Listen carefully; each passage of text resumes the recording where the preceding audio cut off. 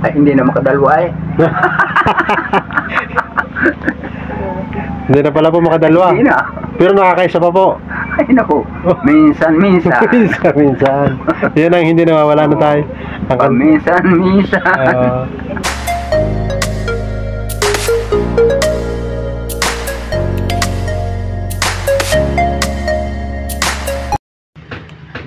Yun. Isang mapagpalang araw na naman sa atin mga kalingap. Andito po tayo sa sa bahay ni Tatay Rodi. Siya po ay isang 86 years old at ang kanilang hanapbuhay ay nag-uuling po. So yan mga kalingap, ito pala si Tatay Rodi oh.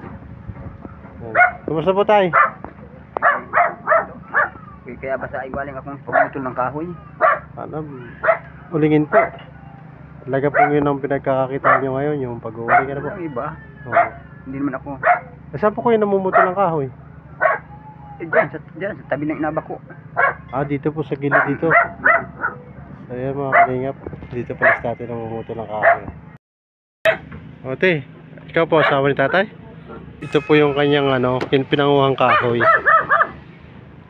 Puputol-putulin pa niya po ito para ulingin. Ayan.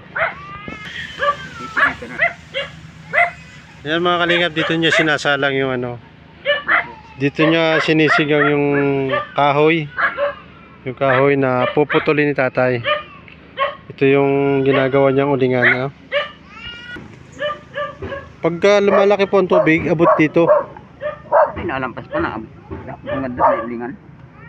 Dito po sa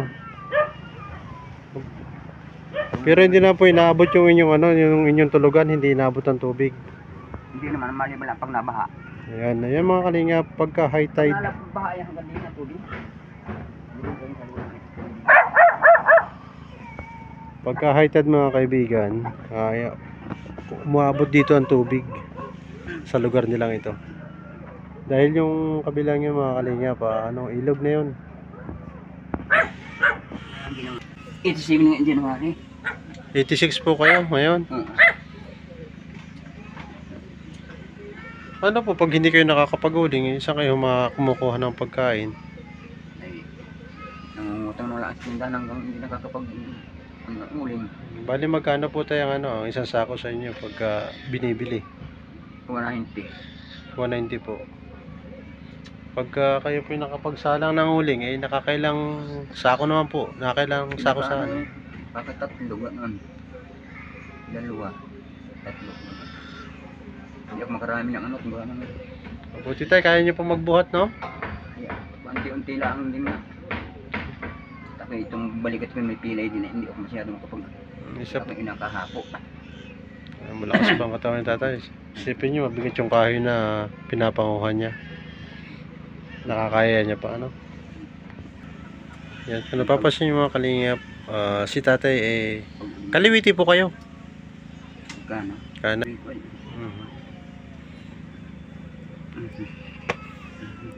So ikaw te, ilan taon ka na te? 33 po. 33. Taga rito po kayo talaga sa sa barangay na ito. Paano po kayo nagkakilala tayo? Sa text lang. Textmate po. Okay nung palibasa uso ng cellphone na po. Hindi ko manakain. Taga saan po si ate? Taga San Juan, Batangas. Taga saan naman si ate? Pag nagdumating titipang ganon. Yung pala hindi disabled. Taguan ko na sana Ako. Ako na konsensya din ako. Nagkulang ka mag-anakan na rin din. Paano rin? Pinagtiisan ko na rin. Pahinga ka na ngayon sa pahinga ka na sa panguhan ng kahoy, bukas uli. Tapos bukas yun na rin po puputulin yun. Yan. Tayo bali may nagpapabigay sa inyo nito. Salamat. Pagpasensyahan nyo na po yan tayo, Ako, Maria Sita. Malaking katulungan ito. Kaya mga kalingap. Isang linggong kainin namin. Talagang tsaga-tsaga lang po. Nampat sa akin yung labo na ng mata ko. Galing po yan kay kay I Love Isayo kay Okay. salamat ako. Shoutout po sa iyo, Isay o kayo kay. Shoutout po sa iyo, ma'am. Maraming salamat po sa iyong ipinaabot na ting tulong para kay tatay, ano. Pasalamatan. Hindi ko kalain. Eh, saan kayo nagkita tayo ni ate? Marites na to. Ay, pumunta sa dito, sabi sa akin, padalan mo ako ng pamasahe kung gusto mo kita magkita. Opo. Ayun, pinadalan ko. Ay pagdating dyan daw, sabi ko, dyan sa Jollibee ka bumaba. Eh, sabi ko, ano ang suot mong damit? Gano'n. Ay, yun daw gano'n. Pag bumaba. Eh, sabi ko, ayun na nga. Yata. Ay, tinawagan ko ulit. Isang mag-ut. Ay, yun na nga. Ay, tigatang pumanding Valentine's Day. Valentine's Day po. Oo, ay may pride. Hindi. Kami ay nagpalipas muna bago makapunta din eh. Ayan na naman tayo naging reaction mo nung makita mo si tatay, naka-textmate mo. Wala po. Masaya. Oh. Ganda rin pala love story ni nilang dalawa. Tagang Patangas pala to si ate. Ayan. Nakiano na tayo kay tatay. Maganda sanang talakayin yung kanilang kung saan nag-umpisa. So paano tayo? Kapoy. Salamat din marami. Hindi ko kalain ako yun.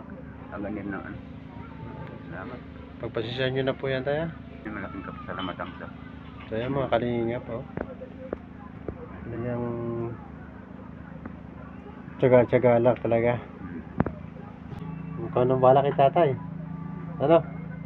Wala tiyaga naman. Medyo mahina-hina na si tatay. Talagang... Ay, hindi na makadalwa ay. Hindi na pala po makadalwa. Hindi na. Pero nakakaisa pa po. Ay, naku. Minsan. Minsan. Yan ang hindi nawawala na tayo. Minsan. Totoo ba ito? Tatawa si ate. So tayo, salamat po sa iyo ha. At ingat-ingat po sa pamumuto ng kahoy. Ano po?